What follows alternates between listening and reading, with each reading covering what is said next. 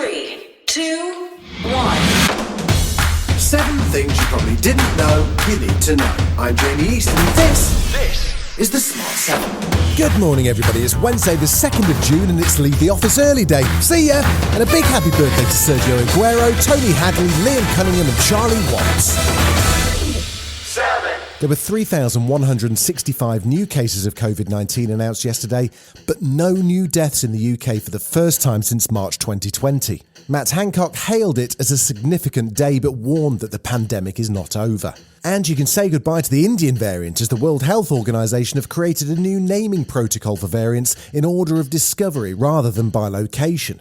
So the Kent variant becomes the Alpha variant and the Indian variant is now the Delta variant.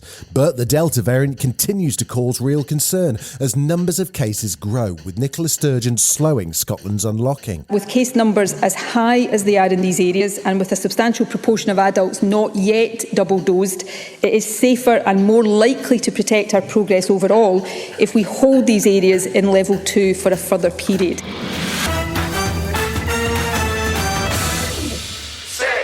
Last night saw Labour leader Sir Keir Starmer sit down with that most sensitive of souls, Piers Morgan, as part of his ITV Live Story series.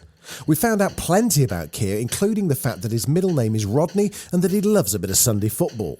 Keir also told Piers how his mother battled an autoimmune condition called Still's disease. It's a degenerative disorder and he'll never forget the call with his dad from the hospital in 2015. My dad was totally devoted to her, and I remember being at home and he phoned and he said, "Your mum's not going to make it. Can you tell the others?" And that hit me. Was it cruel of your father to make you do that? To do it that way? No. He wasn't going to leave her side. Still's disease leaves patients unable to speak or move and meant that he could no longer communicate with his mother. And this is the tragedy when somebody loses the ability to speak, because you don't know before they lose the ability to speak that that's going to happen, so you never have that conversation. What would you have liked to have said? I love you.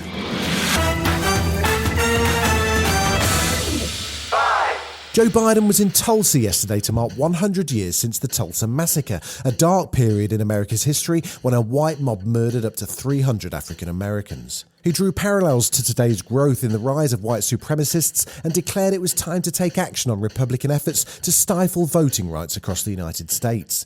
To signify the importance of our efforts, today I'm asking Vice President Harris to help these efforts and lead them among her many other responsibilities. With her leadership and your support, we're going to overcome again, I promise you, but it's going to take a hell of a lot of work. And US VP Kamala Harris sounds like she's really ready for the fight as she sat down with MSNBC to talk about her drive and ambition that sees her as the first female vice president. I eat no for breakfast.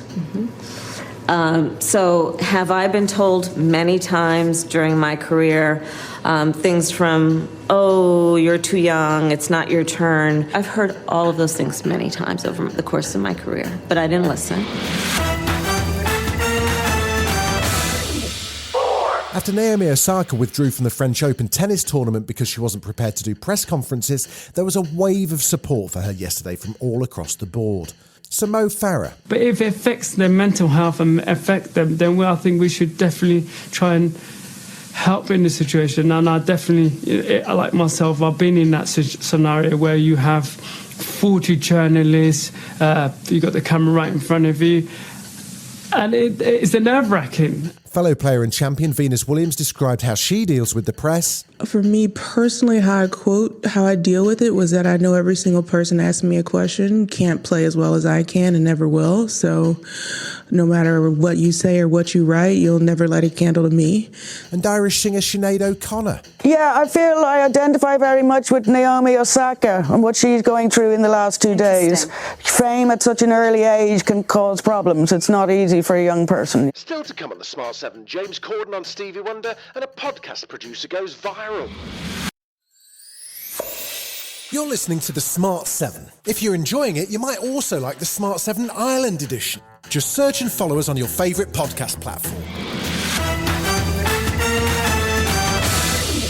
3, Yesterday saw the England squad for the Euro 2020 tournament announced. It's finally due to kick off at the Stadio Olimpico in Rome on June the 11th. Gareth Southgate's picked both Man United captain Harry Maguire and Liverpool captain Jordan Henderson for the squad, and he believes that both of them will have a key role to play. Got a lot of very young players, so to have two experienced players, two captains of their clubs, was a very important thing for us.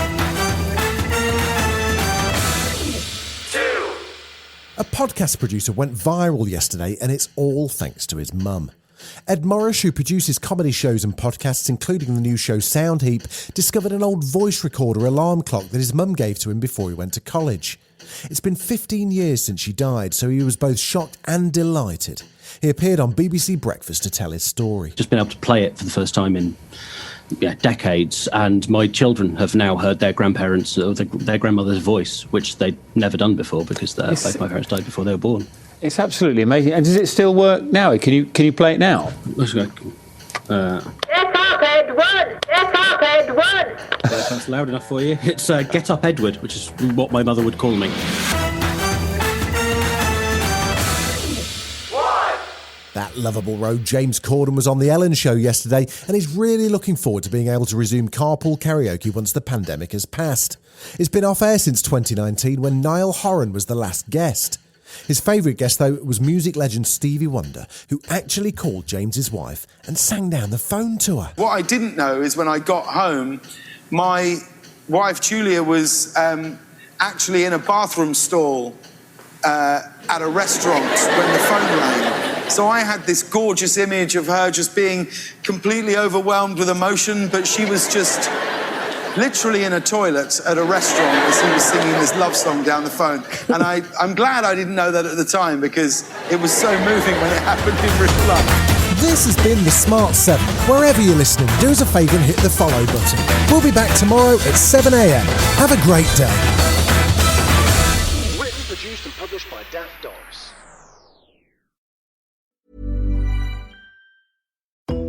Are you saving all you can with Safeway for You?